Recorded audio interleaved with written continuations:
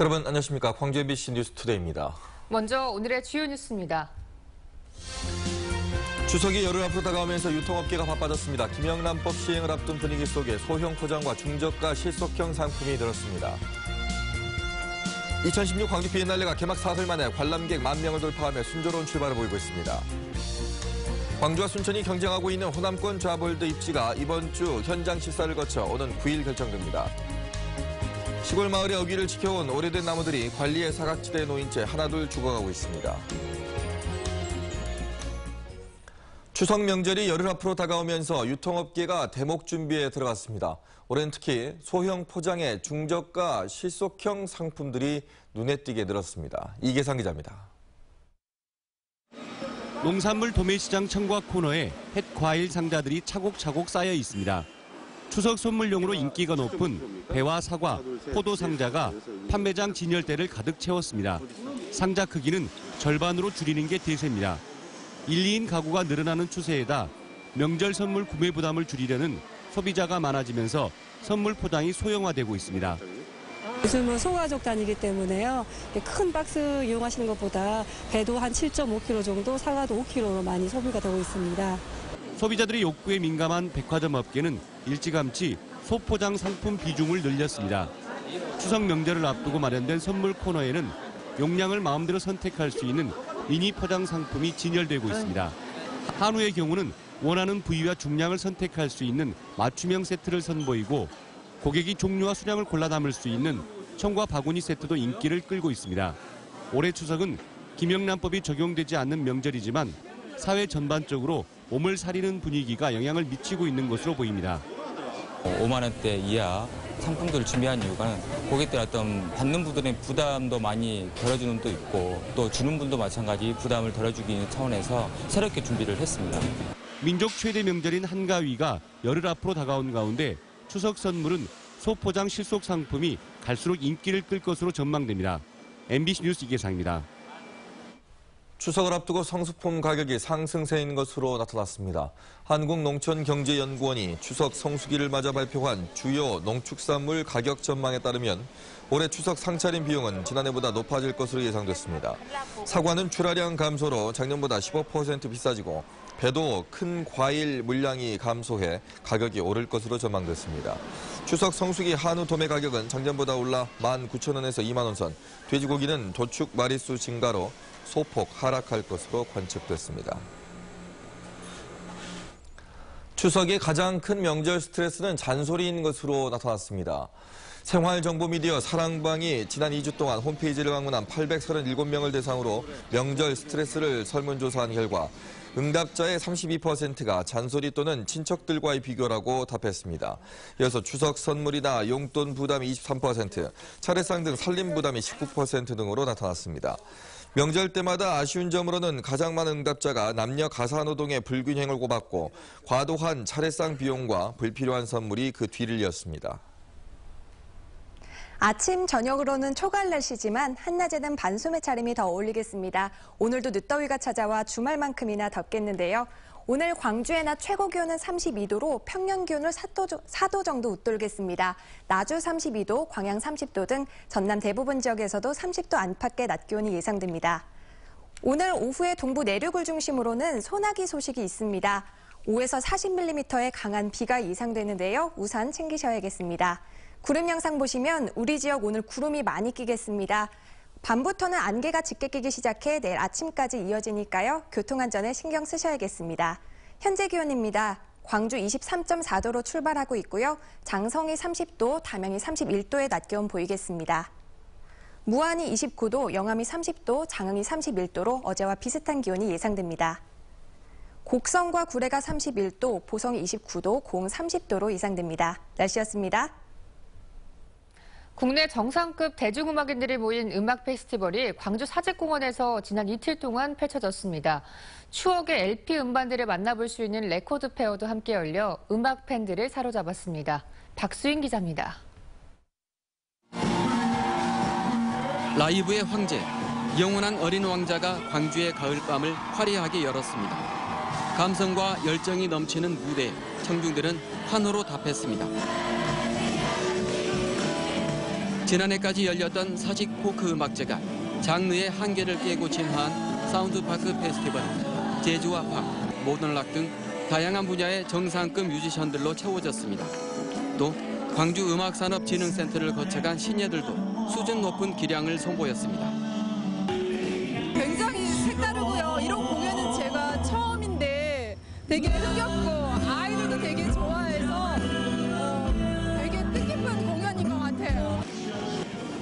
지방에서는 드물게 유료 축제를 시도했는데도 일찌감치 사전 예매 티켓이 동날 정도로 관심이 뜨거웠습니다.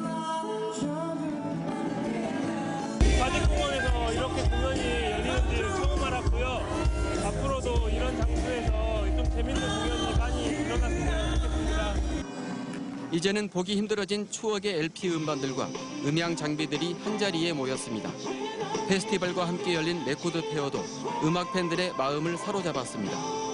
광주의 포크 역사를 엿볼 수 있는 자리도 마련됐고 광주 출장가를 만든 법능 스님의 특별 앨범도 선을 보였습니다. 이런 데 와보니까 좀 신기하기도 하고 좀 음악에 대해서 잘 몰라서 여기서 또 많이 배우기도 하고.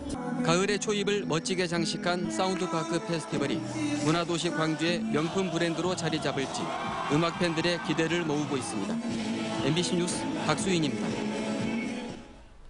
광주 MBC 제1회 난장 사운드 페스티벌이 지난 주말과 휴일 광주여자대학교에서 펼쳐졌습니다.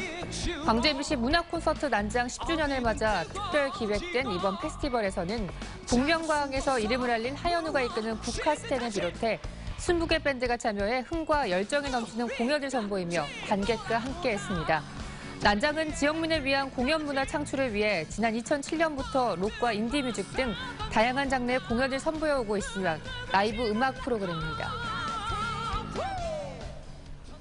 2016 광주 비엔날레가 개막 사흘 만에 관람객 10,000명을 돌파하며 순조로운 출발을 보이고 있습니다.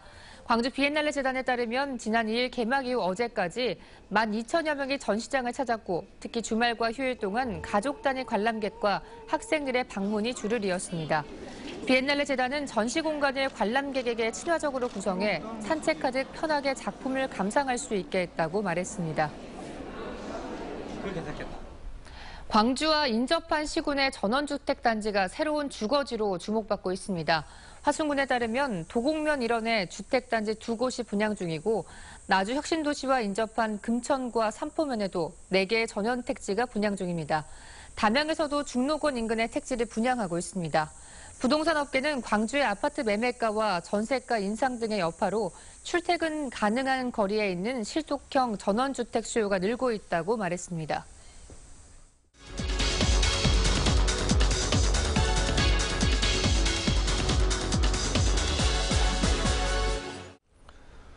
오늘부터 전문대학교를 시작으로 대학교들이 수시 모집에 들어갑니다. 수험생들에겐 앞으로 나아가야 될 방향을 선택하는 중요한 시기인데요.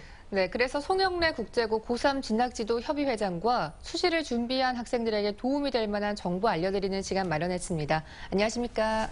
안녕하세요. 네. 자, 오늘부터 대학교들이 수시 모집에 들어가는데 학생들이 아주 바쁠 것 같습니다. 올해 좀 주의해야 될 사항이 좀 있을까요? 네. 올해 수시 모집도 작년과 크게 다른 건 없습니다. 역시 4년제 대학은 최대 6회까지 이렇게 지원이 가능하고요. 그중에 이제 카이스트나 지스트 등 특수 목적대 그리고 전문대 등을 제외하면 되겠고요. 같이 이렇게 지원해도 됩니다. 그리고 특히 좀 상세하게 알아야 될 것이 동일 대학 내에서도 1회에서 6회까지 서로 다른 전형에서 지원을 할 수 있기 때문에 각 학교의 홈페이지 모집 요강을 좀 살펴보시고 좀 면밀히 좀 검토해서 지원했으면 좋겠습니다. 네, 오늘이 수시 지원 날이기는 합니다만 아직까지도 학생들 사이에서는 수시 지원을 할지 정시 지원을 할지 고민하는 학생들이 많을 것 같은데요. 어떤 기준으로 선택을 해야 할까요? 아마 대부분의 학교들이 아마 여러 차례의 수시 상담, 그다음 정시 상담을 통해서 학생들의 진로를 아마 결정했을 겁니다만은 가장 중요한 것은 학교 생활 기록부하고 그동안 치러왔던 모의고사 성적의 성취를 보면서 정시와 수시를 이렇게 지원했으면 좋겠습니다. 네. 기회도 6번인데다가 또 내 성적에 비교해서 이제 상향으로 써야 될지 하향으로 써야 될지 정말 고민이 많이 되는 시기거든요. 어떻게 해야 될까요? 아마 가장 고민스러운 부분이 아닐까 싶습니다만은 우선 학생이 수시로 반드시 가야 될 학생인지 정시로 이렇게 가야 될 학생인지를 이렇게 면밀히 좀 구분을 해야 될 것 같고요. 수시로 가야 될 학생 같으면 적극적으로 도전해 볼 수 있는 학과나 대학, 그 다음에 적정한 곳을 좀 찾아보시고 네. 마지막으로 그래도 좀 합격할 수 있는 가능성이 있는 곳을 좀 찾아서 적극적으로 6회를 이렇게 지원하면 좋겠고요. 그 다음에 이제 그 정시까지도 이렇게 고려해보는 학생들은 자기가 수능 성적에 고려하지 말고 자기가 원하는 곳 한번 이렇게 써보시고 그 다음에 특히 주의할 사항은 일괄 전형으로 이렇게 학생을 모집하는 학교가 있어요. 그래서 그 일괄 전형은 수능을 잘 봤더라도 합격해버리면 다시 정시를 지원할 수 있는 기회가 없기 때문에 신중하게 고려를 좀 해봐야 될 것 같습니다. 네, 또 수시 지원을 했다고 끝이 아니죠. 최저 등급을 맞춰야 되는 경우도 있고 또 떨어졌을 경우에는 정시에 집중을 해야 되는데 막바지 수능 공부에 좀 집중할 수 있는 그런 전략이나 그런 조언 같은 거 좀 부탁드립니다. 네, 지금 원서 쓰고 상담하고 아마 대부분의 학교의 우리 학생들이 지금 어수선하고 집중도가 굉장히 떨어져 있는 상태입니다. 그렇지만 수시 원서를 쓰고 최저 등급을 요구하는 학교도 있고 또 이제 최저에 잘못됐을 때에 정시를 지원해야 되기 때문에 무엇보다 중요한 것은 아마 수학 능력 시험을 이렇게 잘 치르는 것입니다. 그래서 지금부터 마무리 지금 정리를 좀 하면서 특히 그 상위권 학생들은 좀 자기가 실수하지 않도록 그 다음에 이제 물론 EBS 연계 교재는 다 했겠지만 좀 더 고난이도의 문제를 조금 이렇게 좀 풀어봄으로써 조금 점수를 좀 상향으로 올릴 수 있는 그런 방법을 좀 하고요. 그 다음에 하위권이라고 생각하는 학생들은 EBS나 기출문제 다시 한번 이렇게 준비를 하면서 절대로 어떤 과목도 포기하지 않는 그런 준비를 좀 했으면 좋겠습니다. 네. 지금까지 해온 공부도 상당히 힘들었는데 네. 전형은 더 힘든 것 같습니다. 네. 또 거기다가 뭐 논술도 있고 뭐 자기소개서도 있고 면접도 있고 상당히 많거든요. 여기는 또 어떻게 대비해야 될까요? 아마 자기소개서 쓰기가 상당히 아마 우리 학생들한테 부담스러웠을 텐데요. 이 자기소개서는 그동안에 일선 학교에서 학생들에게 쓰는 방법도 좀 지도를 했고요. 그래서 아마 대부분 다 지금 준비가 돼 있을 텐데 다시 한번 살펴보시고 그 대학에 요구하는 인재상 여기에 맞는 자기소개서가 써졌으면 좋겠고요. 그다음에 남의 것을 모방하는 이런 자기소개서는 좀 곤란합니다. 그래서 그런 부분들을 좀 고려를 좀 해봐야 되고요. 자기를 어필할 수 있는 왜 내가 그 학교에 가야만 하는지, 뽑혀야 되는지를 이렇게 좀 어필을 한다면 좋은 자기소개서가 되지 않을까 이렇게 생각을 하고요. 그다음에 이제 논술 면접이 있는데요. 그 논술은 특정 학생들이 이렇게 지원하기 때문에 그동안 준비를 했을 겁니다. 그리고 면접의 경우는 그동안에 이제 과거에 선배들이 했던 논술 면접 자료들을 이렇게 수합을 해서 다 이렇게 모아놓은 자료가 있습니다. 그 자료를 좀 보면서 어떤 유형의 면접들이 나오고 있는지 이런 것들을 좀 살펴보시고요. 또 반드시 면접할 때는 먼저 두괄식으로 답변을 먼저 하고 배경 설명을 하는 이런 연습들을 좀 하면 좋은 면접 연습이 되지 않을까 이렇게 생각을 합니다. 네. 수험생들에게 도움이 좀 됐으면 좋겠습니다. 오늘 나와주셔서 고맙습니다. 고맙습니다. 다음 주부터 전남 지역 대학들의 2017학년도 신입생 수시 모집 원서 접수가 시작됩니다. 목포대학교는 오는 12일부터 21일까지 1,200여 명을 선발하는 수시 모집의 원서 접수를 실시하고 목포해양대와 세한대, 초당대도 같은 기간에 인터넷과 창구, 우편 접수를 통해 원서를 받습니다. 목포대는 전체 신입생 모집 인원 가운데 74%를, 세한대는 87%, 초당대는 93%를 이번 수시 모집을 통해 선발할 예정입니다. 광주와 순천이 경쟁하고 있는 호남권 잡월드 입지가 이번 주에 결정됩니다. 지난 2일 공모를 끝낸 고용노동부는 내일과 모레 이틀간 서류심사와 8일 현장 시사를 거쳐 9일 대상지를 최종 발표할 예정입니다. 지난 2일 끝난 호남권 잡월드 공모에는 광주와 순천이 신청했고 전북, 군산은 신청하지 않았습니다. 한편 호남권 잡월드는 국비와 시비 등 500억여 원이 투입되며 진로 직업체험존과 진로 설계존 등 직업체험시설 등이 조성될 예정입니다. 광주 운정동 태양광 발전 사업과 관련한 광주시의 감사 결과가 나올 예정이어서 사업 추진에 어떤 영향을 미칠지 주목됩니다. 광주시 감사위원회는 오늘 회의를 열어 운정동 태양광 발전시설 설치와 관련해 그동안 추진해온 감사 결과를 확정할 예정입니다. 우선 협상 대상자를 바꾸는 과정에서 특혜 시비와 항명 논란을 불러왔던 이 사업은 법원의 가처분 인용 결정으로 현재 사업 추진이 중단된 상황입니다. 감사위는 유대회 준비 과정에서 불거진 여러 가지 의혹에 대해서도 감사 결과를 내놓을 예정입니다. 새로운 나무를 심는 것보다 이미 심어진 나무를 가꾸는 일에 관심을 가져야 할 것으로 보입니다. 이 터줏대감처럼 마을 어귀를 지키고 있는 고목들이 하나둘씩 죽어가면서 주민들이 안타까워하고 있습니다. 양현승 기자입니다. 100여 가구가 모여 사는 농촌 마을. 두터운 기둥과 거친 가지만 남은 팽나무 한 그루가 최근 고사했습니다. 줄잡아 수백 년 된 마을의 당산나무로 해마다 대보름이면 주민들이 제사를 모셨던 나무입니다. 보존해야 할 부분이 있는데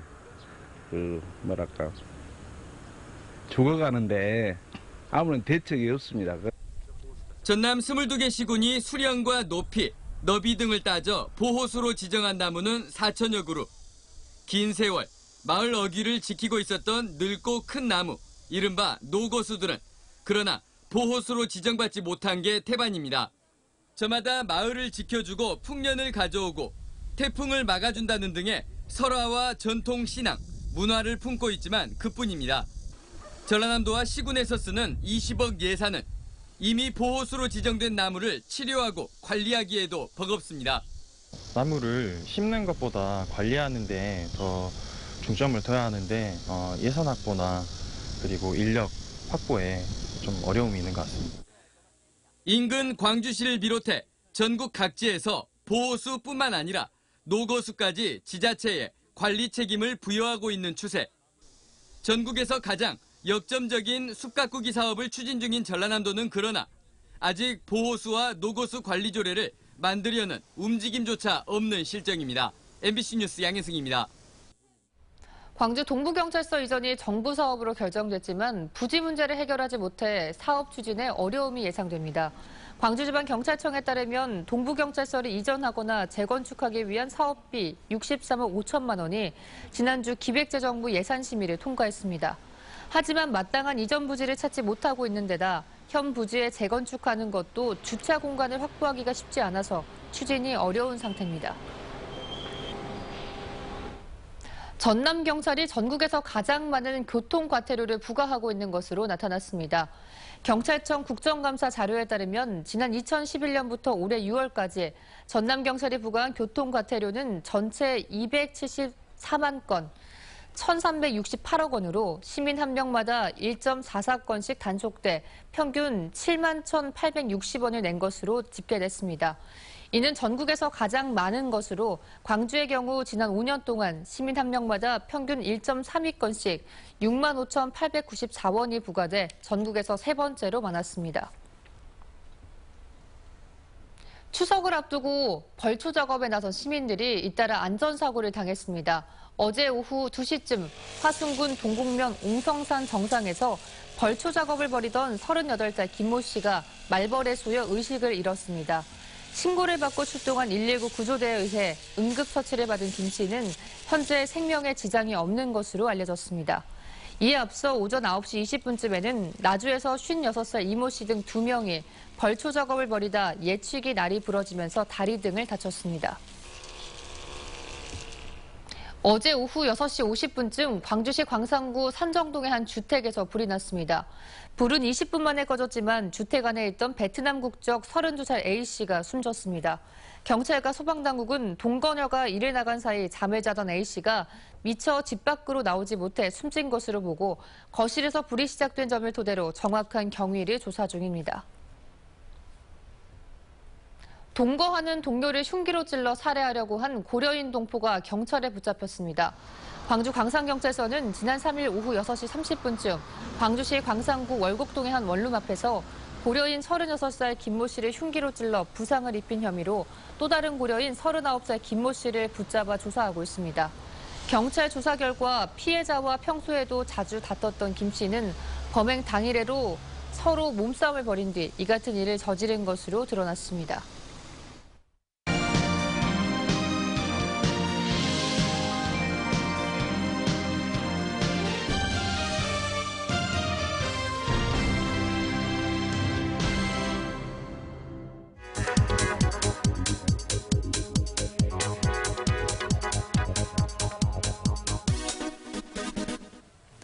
알박기 집회 또는 유령 집회라는 말 들어보셨나요? 주요 관공서 주변에서 집회를 하겠다고 신고를 한 뒤에 실제로는 하지 않는 것을 말합니다. 지난해 신고된 집회는 총 3만 6천여 건이었습니다. 이 가운데 실제로 집회가 열린 건 2천여 건 정도밖에 되지가 않습니다. 올해도 1만 7천여 건이 신고가 됐지만 개최된 건 450건뿐입니다. 광주 지역에서 신고된 집회 10건 가운데 9건이 실제로 이루어지지 않고 있는 겁니다. 왜 이런 걸까요? 이렇게 집회 신고가 많은 것은 상대 진영이나 단체 집회를 방해하기 위함입니다. 이 때문에 경찰력 또한 낭비가 되고 있습니다. 그래서 지난 2월부터 24시간 전에 철회 신고서를 쓰도록 하고 있는데요. 만약 제출을 하지 않고 유령 집회를 했을 경우에는 내년부터 100만 원 이하의 과태료를 물어야 합니다. 벌금도 벌금이지만 다른 사람의 표현의 자유까지 침해해서는 안 되겠죠. 카드뉴스였습니다. 기아 타이거즈가 주장 이범호의 3타점 활약에 힘입어서 롯데를 물리치고 전날의 패배를 서력했습니다. 기아는 1회 이범호의 투런 홈런과 4회 서동욱의 솔로 홈런, 그리고 6회 이범호의 결승 타점에 힘입어 롯데를 4대3으로 물리쳤습니다. 이범호는 3안타 3타점으로 팀 승리를 이끌었고 6회 말 등판한 김진우는 2이닝을 틀어막아서 785일 만에 9연승을 따냈습니다.